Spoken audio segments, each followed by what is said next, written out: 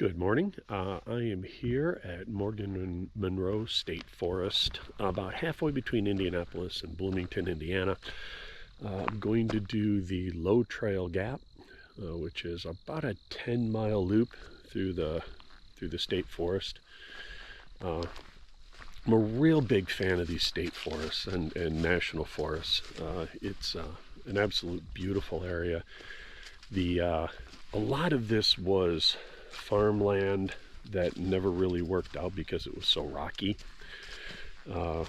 Some of it was really poorly managed, over-farmed, and really just in bad shape. So then the state, just like most of the national forests, either the federal government or the state buys it for very little money because it doesn't have a lot of value, and just let nature recoup. So we're in this beautiful hardwood forest. It's probably, most of the growth around here, I mean, you've got some stuff here that's probably getting close to 100 years old, because I want to say the Indiana Department of Natural Resources bought this forest land in like the 20s, I think. Teens or 20s. You have to Wikipedia that one. So I wanted to get out and enjoy some of the early fall. The leaves are still mostly green, as you can see, but there are some very subtle hints that fall time is here. It's in the 60s, beautiful. Not going to have to worry too much about heat and getting overheated. So it'll be should be a nice, probably 5-hour hike. Depends if I stop and take lunch or I just take trail snacks. So this is, like I said, it's a big 10-mile loop through the forest. We will, some of it looks like some of it's paved. I've never done this loop before, so it was something I've been wanting to get out here to Morgan Monroe because it's only about 2.5 miles from, or 2.5 hours, I'm sorry, about 2.5 hours from home. Where, getting into some of the deeper parts of the Hoosier National Forest, where it gets down closer to Louisville, it can be kind of a drive for a day hike. So what I'm thinking is that, this is a nice, it's a nice drivable distance for a day. I was up at 5 a.m., hit the road when it was still dark. This is a moderate trail, some good elevation changes on it. I was chatting with a hiker on one of my Facebook groups that was just here last weekend. In this late in the season, it's really dry here. The creeks are all dry. There's a couple of ponds that are kind of green and scummy, so I won't be filtering water. So I actually have about 4 liters of water on me, probably more than I need. But if you've been following my hiking at all, you know how much I'm always concerned about running out of water. But I don't think it's going to be a problem today. It's nice and cool. Got my Outdoor Vitals merino wool hoodie on with a wicking shirt, so should be go there. So we'll see what we have out here. Apparently there's some nice scenery. There's some really great rock formations I'm looking forward to. That's one of the reasons why I decided to come do this hike. And should be a nice, relaxing day hike, and still should be home in time for dinner. Might be a little late, but the missus had to work today anyway, so she said, hey, I gotta work, go out and do your thing. So here I am out here doing my thing. So let's see what we can find on the trail.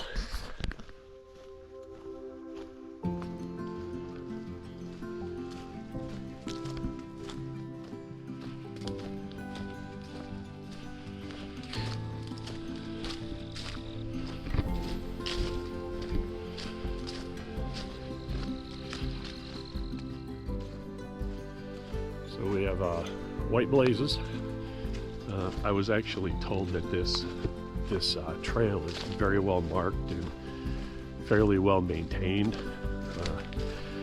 As you know, I've seen on a lot of national forests and recreational areas, sometimes they don't have the manpower to get out here and really maintain the trails, but from what I understand, this one's in pretty good shape. It is bow season in Indiana, so hopefully I won't be bothering any bow hunters, and hopefully we don't have any arrows flying through the air. I have an orange vest in my pack, so if I start getting too deep in the woods, I may put that on. But bow season I usually don't worry about. When it's firearm season, definitely wear the orange, because the range of those firearms is so much more than your average bow. So I'm not as concerned in bow season, especially if I'm on the established path. But I do have my orange safety vest in my pack. If I feel like it would be smart, I'll put it on. But,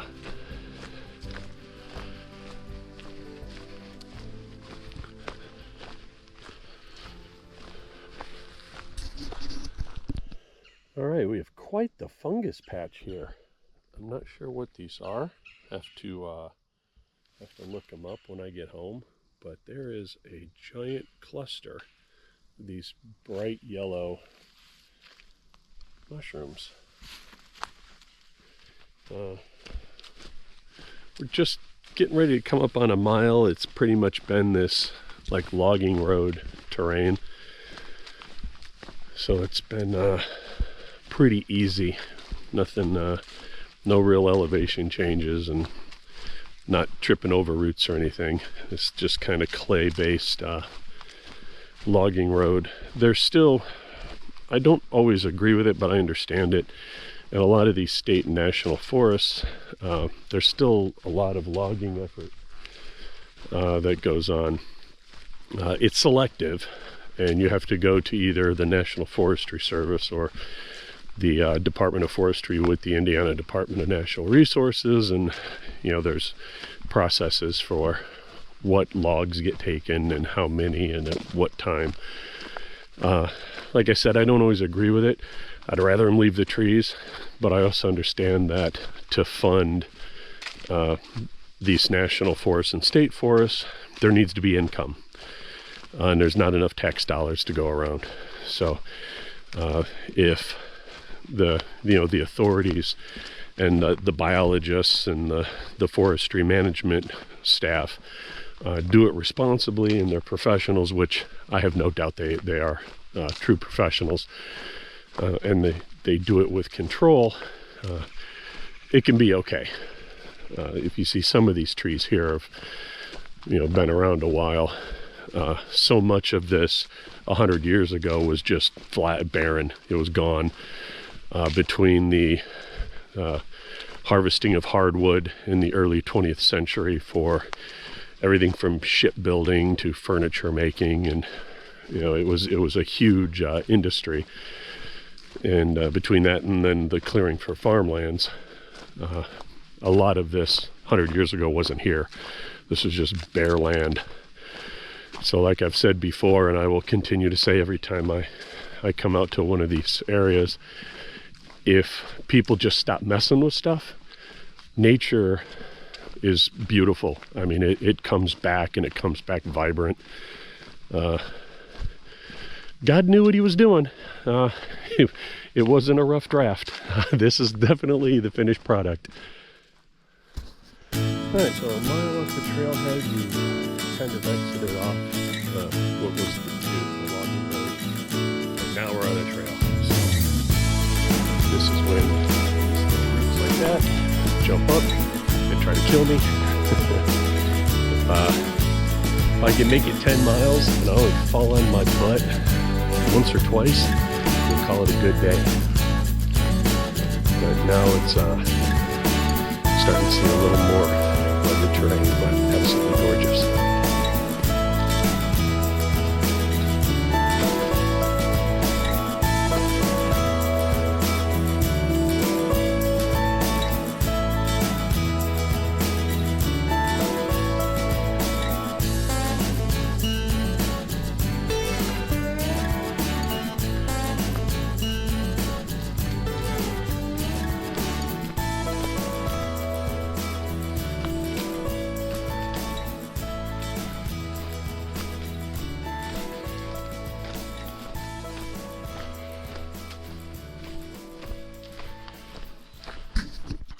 All right, so during a rainstorm, that way up there has got to be one heck of a waterfall. I love the geology of these places. See, like, you get way up there, I don't know, probably 40, 50 plus feet. You go up there, it's the same. We're down here in this little dried out creek bed.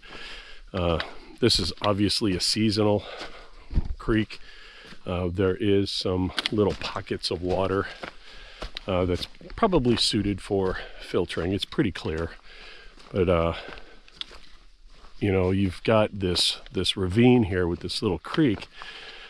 You have to remember that 10,000 years ago, during the melt-off of the last ice age, this was a roaring river that was cutting through here, cutting through this limestone bedrock on its way to the Ohio River or Mississippi down to the Gulf of Mexico.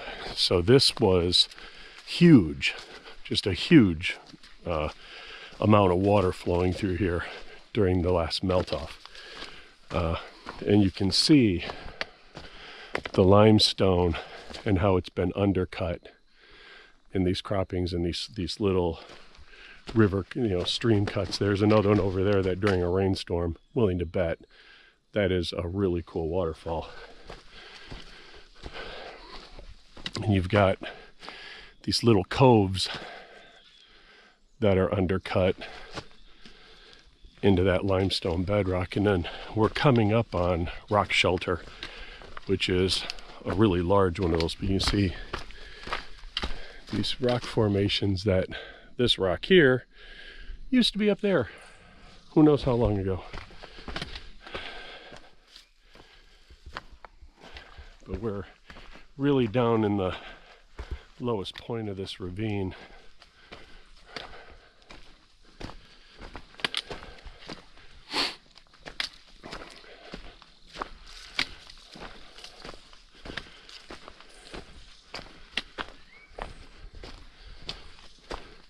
And you can see all the brush here, and then that slick limestone. So you can see where during rainstorms the water just pours into this ravine.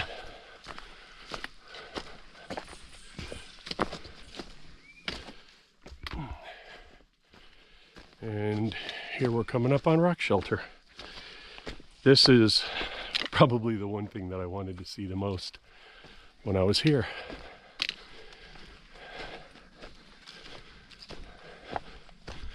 So let's go. I actually got to walk up through it.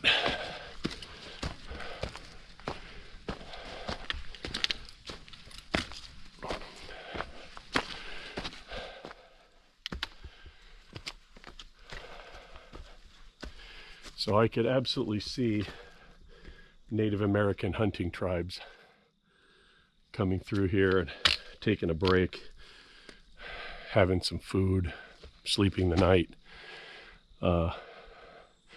That graffiti is not Native American. That is modern American douchebaggery.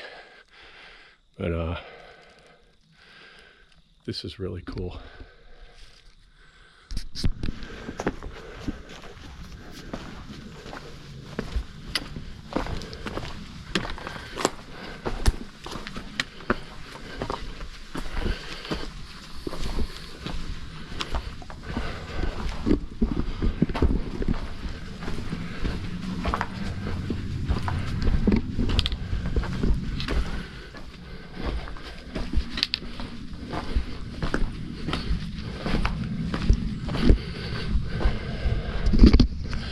It's really cool how this flakes off because it's sedimentary rock. These rocks at an angle were, 400 million years ago, they were flat on the bottom of a shallow ocean that was the central United States. And it's millions of years of shellfish dying, falling to the bottom of the ocean, or getting piled on by younger, newer shellfish, crushing them, and then through millions of years of extreme pressure forms this limestone rock. And it's limestone because it's got a lot of lime in it, and the lime comes from the shells of the prehistoric animals. I've seen some pictures of some really cool fossils in these. I don't know if this area has them or not. It really depends on the age of this rock, and I have no idea really how old it is. But that curved undercoat or undercut, I just think is so cool, because you can just tell that's where water shot through here and just kind of eroded away this very durable limestone. It's like concrete. It's not like sandstone that crumbles. It's tough. So this is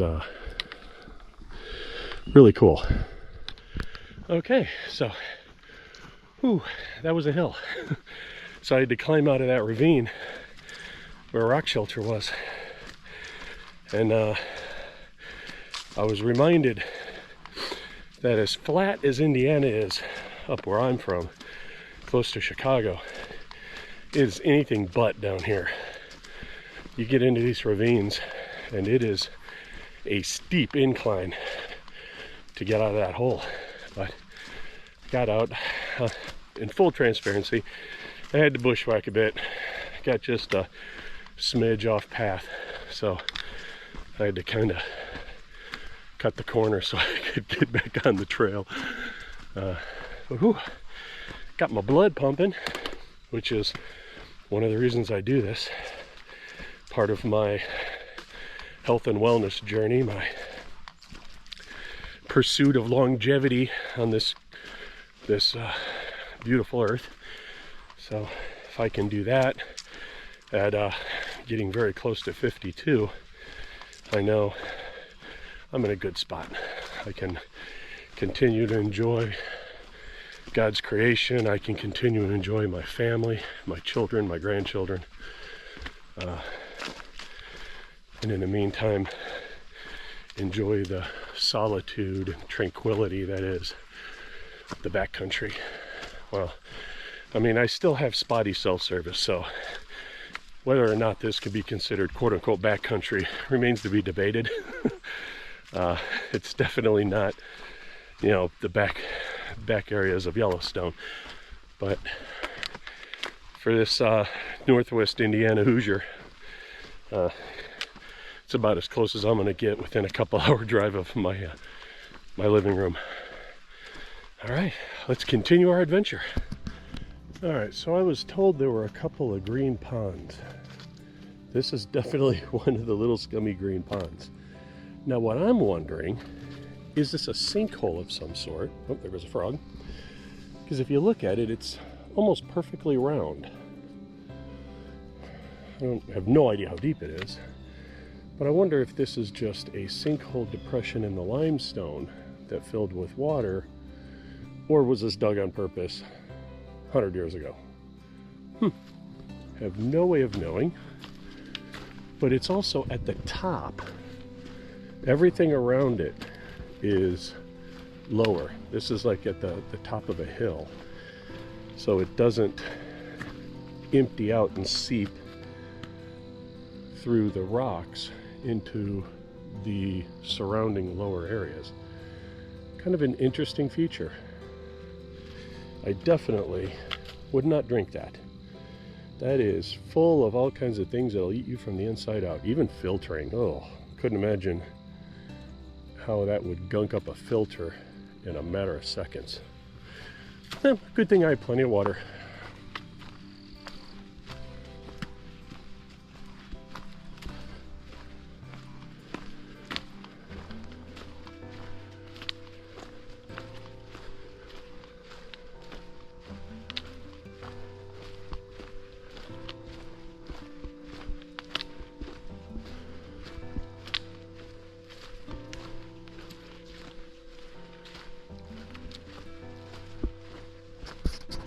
Well, I guess the Indiana Department of Natural Resources, they call that backcountry because we're going that way. So the debate has been resolved. This is backcountry. Well, that way's backcountry. That way's the trailhead, the other trailhead. Another trailhead, not my trailhead. But this might be a shortcut. There's with a lot of these loops, there's little bailout shortcuts if you just don't feel like it, or if it's a situation like some of the trail runners. I doubt they're running 10.2 miles through this, but it's possible. But And then, oh, another thing, we are technically on the Tecumseh Trail. This was actually a trail I was going to do this year. I was going to through hike it. I think it's, somebody correct me if I'm wrong, I'm sure I am, but I think it's around 42 miles through Hoosier National Forest and the Deems Wilderness and up in Morgan Monroe and all that. I think it's like 42 miles. It was on my list to do this year, but well, you know, life catches up with you. Busy with work, busy on the house, lots of other priorities. So it is definitely on for next year. I really wanted to get Tecumseh Trail and the Knobstone Trail done this year, but just wasn't in the cards. But so technically, I have now done at least a very small section of the Tecumseh Trail, which is, I love these resources. You know, those of you that are hikers and outdoors people, you realize how valuable of a resource this is for us and generations to come, and how it's just part of our frontier culture that we've had as Americans for, you know, 250 years. So it's really great that we have these. Not everybody does. Not just abroad, but even the United States, to have resources like this in, relatively speaking, our backyard. And, so support your public lands. I will always say that. You've heard it on other videos. Contact your elected officials and let them know how you feel. I've written both state and federal legislators on more than one occurrence, because there was a administrative policy that I didn't agree with, of selling off public lands, over harvesting public lands, things like that. So they really are important. So make sure you contact your elected officials and let them know how you feel about how they manage these resources, because they're not infinite, and they need funding, they need care, but just as importantly, they need to be managed responsibly, and not managed by the logging companies and the mineral companies and real estate developers that would love to come in here and level off a bunch of these hills and build hideously ugly condos and stuff like that. So, all right, I'm off my soapbox. Oh, I got a little road crossing here. I'm about 4 miles in, so I've got about 6 miles to go. Going very well, feeling really great. Just a beautiful day. Actually seeing a lot of hikers. I've seen 5, I think, maybe 6. A couple of trail runners, some hikers, so it's really good to see people out here enjoying that. So while we're here, public service announcement. Don't forget, you're not alone. If you're in a rough place, if you're struggling, if you suffer from mental illness, depression, please get help. Those of you who know me know my story about the loss of my brother. Call 988, call your pastor, call a friend, call a doctor, call the police, call somebody. Call a random stranger, randomly dial a number before you do anything that will destroy everybody around you. But now we're to the bridge. Once again, there's not a lot of water. This late in the season, I guess I'm not surprised. I would like to come here in, April or May, because I'm willing to bet all of these dried out creek beds are probably got full of water. Lots of walnuts, lots of hickory, lots of oak are all over the trail.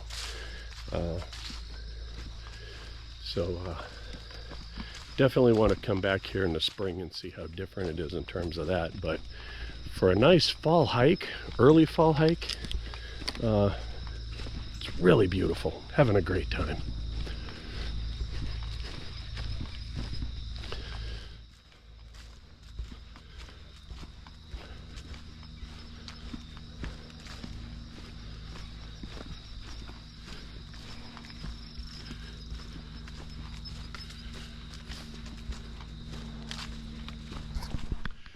All right, so I'm right at about halfway.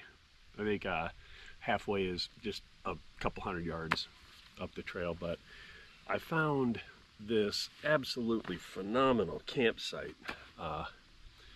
So I think this might be something to bring either the missus up here, down here, or maybe some friends that aren't really distance hikers that aren't going to want to do 10, 12, 13 miles and then sleep, because this is right at about 5 miles.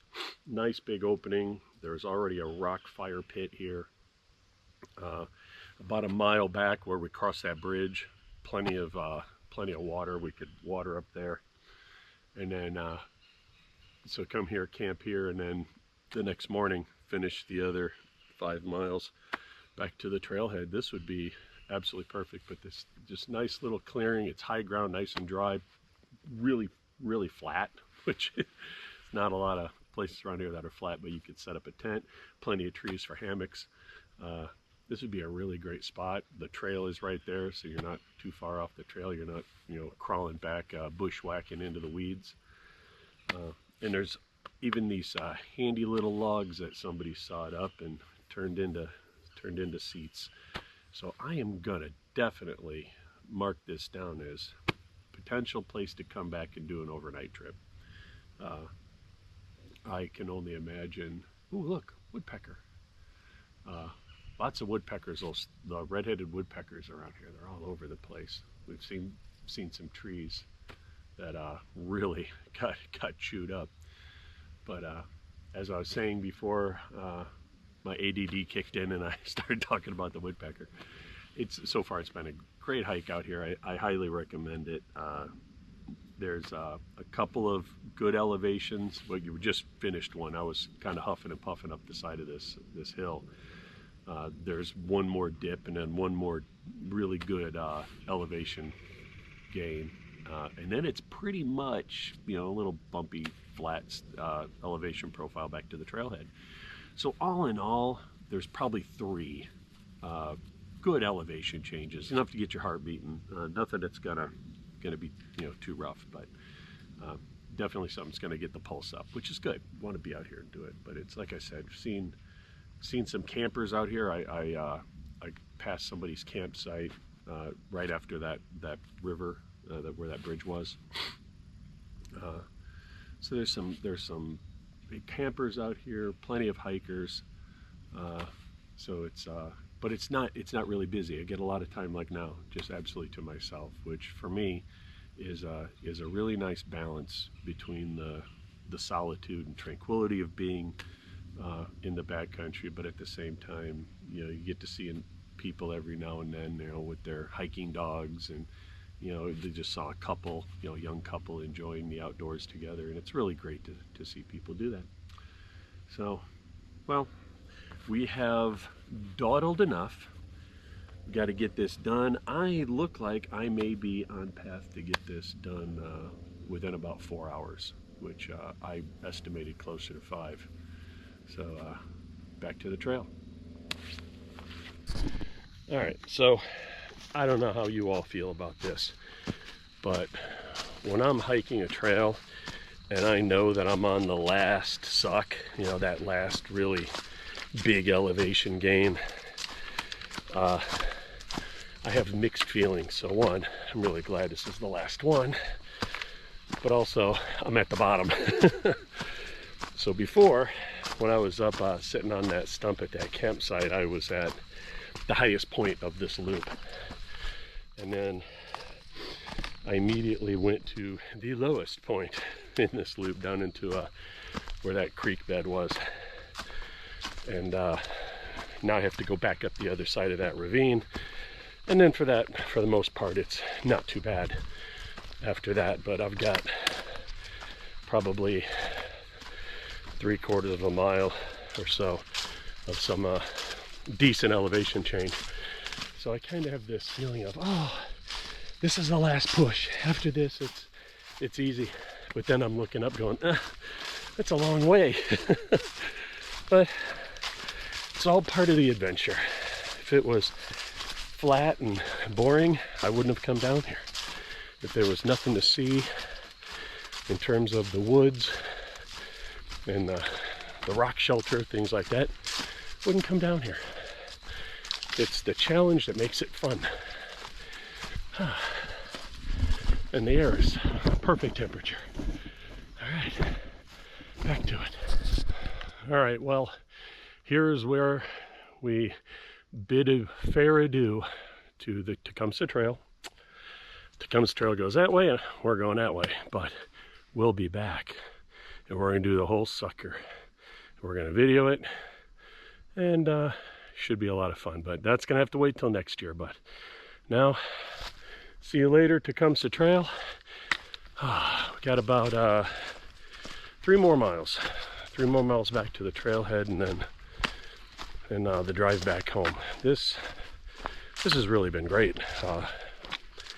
The weather is perfect. I just can't get over it. That was just past another hiker. I'm not sure if he was backpacking, but it looked like he was carrying a freaking coffee table on his back. He had this big, it looked like a good 60-liter pack, and it looked like it was busting at the seams. So it looked like he was getting a little smoked.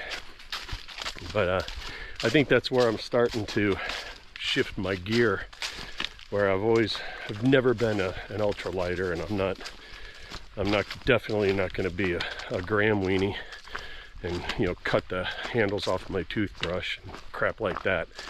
But I have found that shifting over to lighter gear, first of all, is much easier on the old bones, but also lets me carry more stuff, you know, my camping chair, and I'm not cold soaking my food. I'm not gonna be miserable like that. So I've got my fire maple, or if I'm going a lot of distance, I might bring my little toques in the pocket rocket, or if I really want bougie, I bring the jet boil with the French press coffee adapter.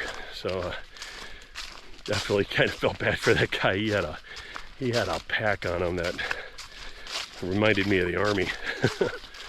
All right, well, we're back on this logging road, so I'm not sure how long this goes before we get back to a trail,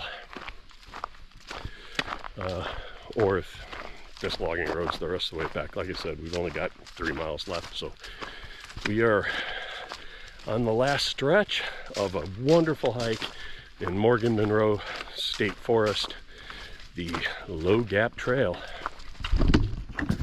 All right, so we're back at the lot, back at the truck. It's like 10.3 miles, 10.4 miles, right around there. Did it in 4 hours and 20 minutes. Not terrible. Definitely not the best I've ever done, but not too bad. So let's rate the trail. So, you know, when you look at all trails and stuff like that, it has this listed as moderate, and I would agree, it's moderate. Primarily, in my opinion, because of the distance. Anytime you get over 10 miles, in my opinion, it's moderate, but it's on the light side of moderate. Even the parts that had some elevation weren't really that bad. Hi, how you doing? How are you? Good. So,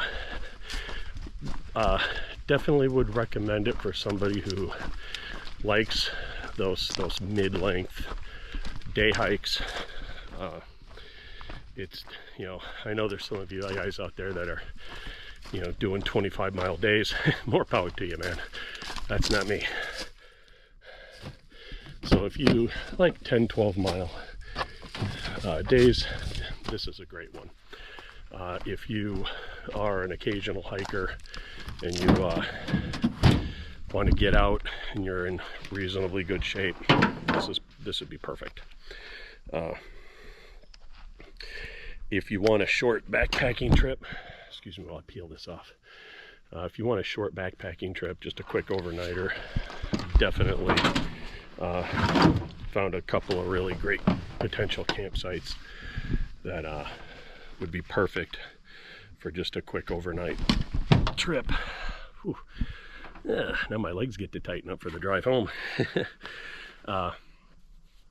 Really, the only negative that I have about it is there's probably 2.5 miles that you're walking on crushed gravel. It's either a logging road, or then it actually turns into a gravel road. And I don't know a hiker that likes that. It's just kind of a necessary evil sometimes to get to point A to point B, especially when you're talking about a state or national forest where you still have private land peppered in through the forest property. So you can't always have the trail go through where you'd like to, because it might not be state or federal property. It could be private property. So I mean, it's a minor issue. It wasn't that big of a deal. It's just that makes for a long couple of miles, because you're just walking on that hard gravel. I've got the Altas, the Lone Peaks, the 9s, I think they are, and they're great on the trail. Great traction, extremely lightweight. You barely feel them. It's like wearing slippers. But they're not, the soles aren't really all that thick, and they're kind of soft. So when you're stepping on that rocks, it just becomes uncomfortable after a while. But that's the most I can complain about this trail. So definitely be back. Definitely would consider bringing Tammy out here. But thanks again for joining me, and we'll see you next time on the trail.